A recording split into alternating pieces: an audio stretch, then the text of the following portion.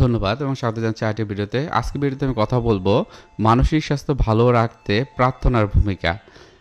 আমি আছি counselling psychologist আশুজ্জামান Raju. প্রার্থনা আমরা সবাই করি। আমরা যেই ধর্মেই থাকি না কেন, প্রার্থনার কিন্তু একটা ভূমিকা আছে। আপনি যদি ইসলাম ধর্মে থাকেন, আপনি হয়তো বা নামাজ, রোজা, হজ, জাকাত যাই করেন না কেন, প্রত্যেকটার বিষয়ে কিন্তু গুরুত্ব আছে। আপনি যদি হিন্দু ধর্মের হন, আপনারা আছেন অনেকে সন্ধ্যাবাতি দেন, আবার আছেন যে সৃষ্টির বা সৃষ্টিকর্তার প্রার্থনা বিভিন্নভাবে করেন। খ্রিস্টান ধর্মে আছে, বৌদ্ধ ধর্মে আছে।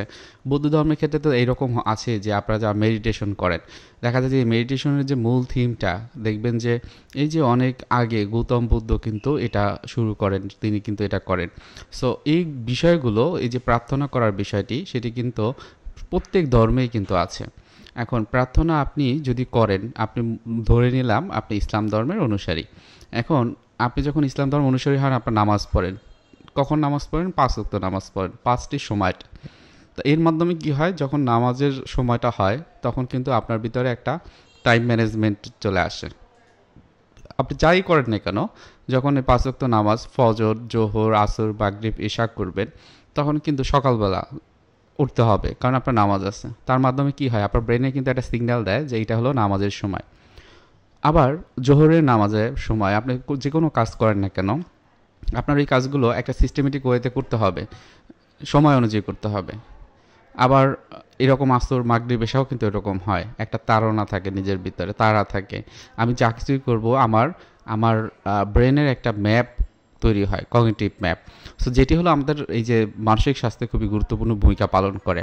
আপনারা যারা মানসিক স্বাস্থ্যের এই যে চিকিৎসা নিচ্ছেন বা যারা কাউন্সিলিং করেন, তারা জানেন যে হচ্ছে যে আপনাদেরকে বলা হয় মেডিটেশনের কথা।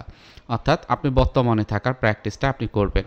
এখন এই বর্তমান থাকার প্র্যাকটিস করার জন্য যে মেডিটেশনগুলো করা হয়, আপনারা জানেন যে এই মেডিটেশন হচ্ছে রিল্যাক্সেশন এক্সারসাইজ, অর্থাৎ রিল্যাক্স করা। আমাদের শরীরের ভিতরে যে অটোনমিক নার্ভ সিস্টেম আছে, সেটা অনেক সময় অস্থির হয়ে যায়, এবং এই অস্থিরতা থেকেই আমাদের ভিতরে অ্যাংজাইটি বা উদ্বিগ্নতা তৈরি হয়। এই উদ্বিগ্নতা কমানোর জন্য বা অনেক সময় আমরা বিষণ্ণ হয়ে পড়ি, কারণ কারণ আমরা বর্তমান সময়ে থাকতে পারি না। আমার চিন্তা ভাবনা হয় অতীতের কোনো বিষয় নিয়ে পড়ে থাকে সবসময়, অথবা ভবিষ্যতের কথা নিয়ে অনেক পড়ে থাকে। তাহলে এখান থেকে বের হয়ে আসার জন্য আমরা যদি প্রার্থনাটা ঠিকমতো করি, তাহলে এটাও একটা মাইন্ডফুলনেস প্র্যাকটিস হয়।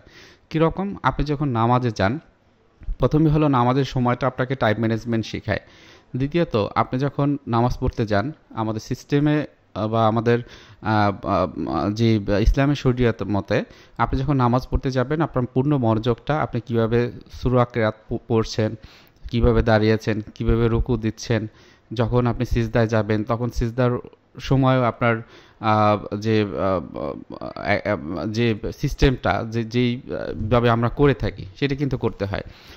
তো তখন কি হয়, অন্য কোনো চিন্তা আমরা করতে পারি না, বা অন্য কোনো চিন্তা করা যাবে না, এরকম ইসলামের শরিয়াতে কিন্তু নিয়ম আছে। তাহলে এই নিয়মটা যখন আমরা পালন করি, আমার যখন রুকুতে যাই তখন আমার বা সিজদায় যাই, তখন আমরা যে নিচের দিকে তাকিয়ে থাকি, অন্য দিকে তাকাতে পারবো না। এর মাধ্যমে কিন্তু আমার অন্য চিন্তা কিন্তু এই সময়টা আসে না। আপনার মেডিটেশন যারা করেন, তখন কিন্তু বলা হয় যে মেডিটেশন করার সময় আমার চিন্তা ভাবনা যেন অতীত বা ভবিষ্যতের চিন্তা না করে, বরং কোনো একটা থিম নিয়ে বর্তমানে থেকে যেন আমি এই মেডিটেশনটা করতে পারি। সো এই যে বিষয়টা, এটা কিন্তু আমাদের এই যে হচ্ছে যে মানসিক স্বাস্থ্যের জন্য খুবই গুরুত্বপূর্ণ। ঠিক একই বিষয়টা যখন যারা সন্ধ্যাবাতি দেয়, হিন্দু ধর্মে আছে, সেখানে কিন্তু তারা একটা ওই রকম একটা এনভায়রনমেন্ট, পরিবেশটা তৈরি হয়, হালকা অন্ধকার থাকে, কিছু লাইট থাকে, কৃষ্ণ বা রাধার ওই ওই জায়গাটাতে। সো তখন মনোযোগ দেয়া হয়তো বা ওই সময় যে সময়টা থাকে, সেই সময়টা কিন্তু তাদেরকে একটা ভালো লাগার সময়, একটা শান্তি মনোভাব, শান্তি তৈরি করা, সেটা কিন্তু তৈরি হয়।